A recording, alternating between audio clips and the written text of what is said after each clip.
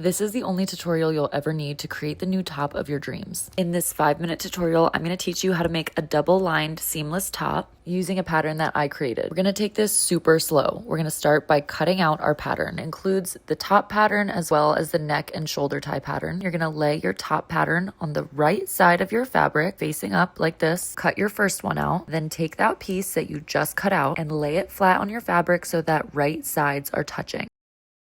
You will be repeating this step twice, so cut that out and repeat that exact step one more time. Altogether, you've cut out 4 pieces of the top pattern. Now it's time to sew. You will be sewing along the armholes as well as the neckline. You will be leaving open the top of the sleeves, as well as the sides of the top and the bottom of the top. Pin both pieces along where you will be sewing. And don't forget to leave these parts open.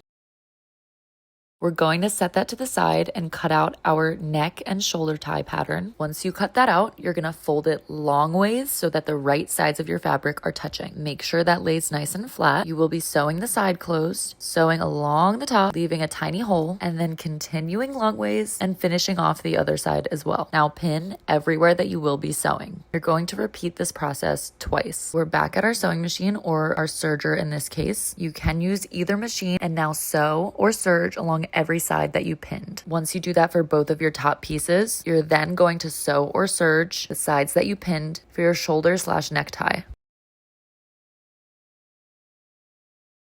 Remember to leave that little opening.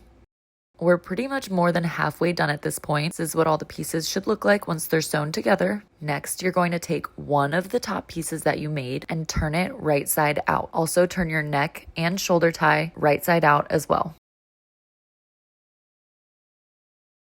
Work that around so that it's laying nice and flat.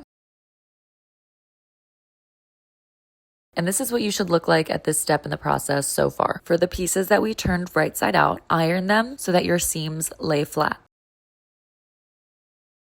Once again, we're going to set our neck and shoulder ties off to the side. You're going to take the piece that you turned right side out and put it inside the piece that is still turned wrong side out. You want to work that around nicely and carefully so that the inside piece is laying nice and flat, lined up with the outside piece. Continue working those pieces so that they lay flat inside the outside piece and pin all 4 pieces shut. Do this exact same thing with both sides. Keeping it nice and flat, you're going to repeat the same thing with your 2 side seams, working it so that it's nice and flat, and then pinning it so that all 4 pieces are pinned together and it's shut closed. You're doing a little sewing burrito here. Pin that all together. Do that to both sides as well. Now all of those seams that were open should be pinned closed like this, minus the bottom part. We're just going to leave that open for now. Now serge or sew along everywhere where you just pinned. The right side out portion of the top should be fully encased in the wrong side out portion now. This is the most satisfying and fun part. You're now going to take that whole top and turn it right side out. It's beautiful and you can't see your seams on the inside or the outside. Iron all of your seams so that it lays nice and flat, and then we just have to hem the bottom portion. I just pin along the entire bottom. I take that to my serger and I serge the entire way around.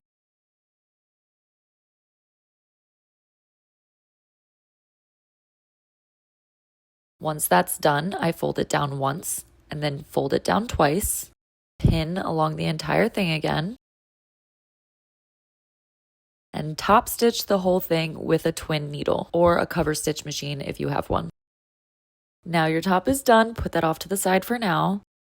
We're just going to finish off our necktie/shoulder tie. I like to just run a straight stitch down the whole thing just to close up the hole and make it look cohesive. If you have a way you prefer to close up that little hole, do it your way. Then I just take one of those ties that we made and tie it in a little knot on the shoulder part. And this is what the final set looks like. I hope you love this pattern as much as I do. And please tag me in your creations if you end up using it. And I'll see you guys in the next one. Love you.